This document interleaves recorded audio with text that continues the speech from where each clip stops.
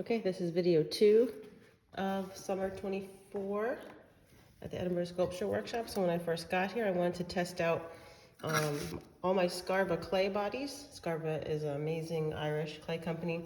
I wanted to test out all my clays and all my oxide stains with and on each other to see what kind of surfaces I could get. So that's what those kind of palette-like test tiles are. Little recess to do a resin experiment. And then I collected a lot of local flora and, well, flora and fauna, I'm not sure. And a lot of it, so some of it is just from the cycle path right outside of the workshop here, some hogweed, not giant hogweed. And then I have a friend named Sue who brings me a lot of things from her allotment, teasel, nigella.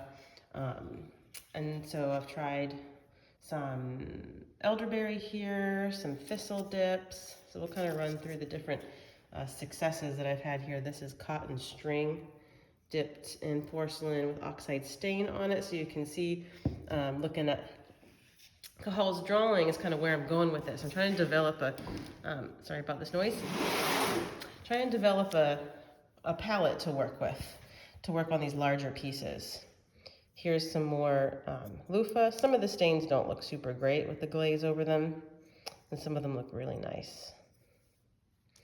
And these are little just test tiles, again, testing different materials dipped in slip and put on the clay. And so black on white, white on tan, tan on white, everybody on everybody. Satin glaze, clear glaze, black iron, red iron. So that's very exciting results. So I spent pretty much all of June testing and experimenting to see how thin I could get with the porcelain. And yeah, so this is progressing. So those are my first 2 firings. This is the 3rd firing, so you can see getting bigger, really testing the limits of what porcelain can do. These are some thistle leaf bundles. I wasn't sure if these would come out interesting. There's interesting moments in there, but I'm not sure about them all together. But I love seeing how far the material can be pushed. And it always amazes me how strong this porcelain really is and how much it can take. Larger thistles, these are teasels, which I think is a form of thistle, with different oxides and stains.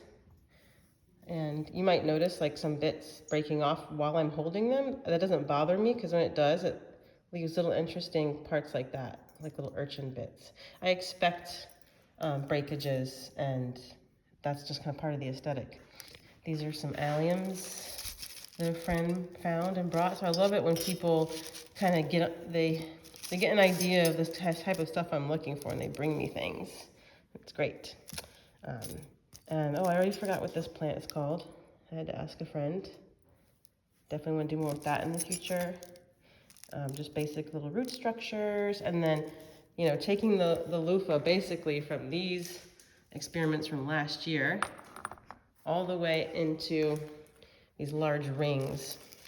Because the goal is to try to create a bunch of different textures and patterns to recreate these cellular structures in a larger piece.